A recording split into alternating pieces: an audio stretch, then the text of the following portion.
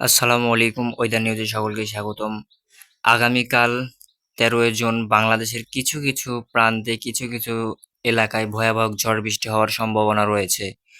আগামীকাল 13 জুন রোজ শুক্রবার সকাল 7টা থেকে বিকাল 3টা পর্যন্ত ঝড় বৃষ্টি হওয়ার আবহাওয়ার সম্ভাবনা রয়েছে।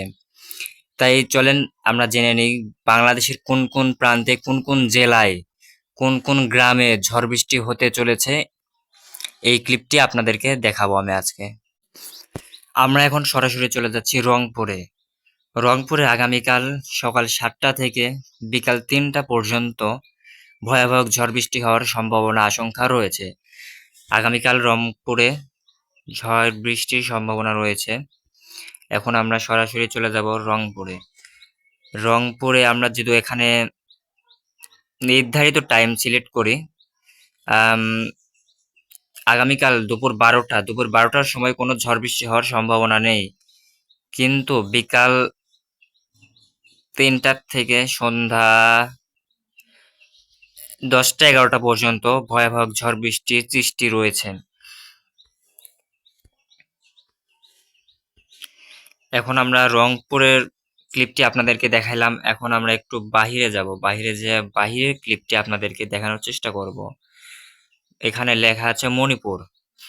মণিপুরে আপনারা দেখতে পাচ্ছেন মণিপুরের পাশ দিয়ে যে নদীটা বয়ে গেছে, নদীর মাঝখান দিয়ে ভয়াবহ ঝড় একটা উঠতে চলেছে। এখানে আপনারা ছোট ছোট তীর চিহ্ন যেগুলা যাচ্ছে আর কি, এগুলা চিহ্ন হলো বাতাস প্লাস ঝড়।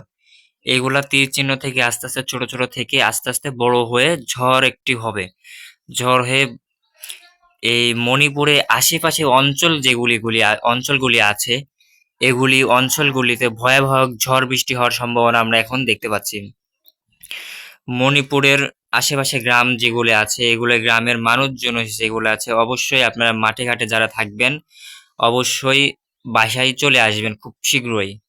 আগামীকালের জন্য আপনাদেরকে দুঃসংবাদ জানাচ্ছি আমি। আমরা এখানে বাংলাদেশের একবারে শেষ প্রান্তে ইন্ডিয়ার পাশাপাশি যে একটা গ্রাম আছে, মানে জেলা আছে, জেলার নাম হলো সৈয়দপুর। সৈয়দপুরে আপনারা দেখতে পাচ্ছেন সৈয়দপুরের মাঝখান দিয়ে কিন্তু একটি ঝড় ওঠার একটি সম্ভাবনা রয়েছে। এখন আপনারা যারা সৈয়দপুরতে ভিডিওটি দেখতেছেন অবশ্যই কমেন্ট করে বলে যাবেন। আর আমি ভিডিও শেষ করার আগে আপনাদেরকে কিছু কিছু কথা বলতে চাই। আমার চ্যানেলে যদি আপনারা নতুন হয়ে থাকেন অবশ্যই আমার চ্যানেলটি সাবস্ক্রাইব করে আমার পাশে থাকবেন।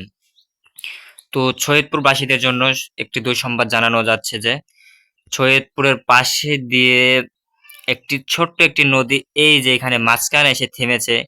তারপর একটি বিল্ডিং আছে, বিল্ডিং এর কর্নার থেকে এই যে একটা ঝড় ওঠার সম্ভাবনা রয়েছে। ঝড়টি উঠে গোটা সৈয়দপুর ঘিরে নেবে, ঘিরে নিয়ে গোটা অঞ্চল এলাকা আবার বাংলাদেশের কিছু কিছু প্রান্তে ঝড় যাইতে পারে। তাই আপনারা সবাই আমার ক্লিপটি দেখে নিয়মিত দেখতে থাকুন।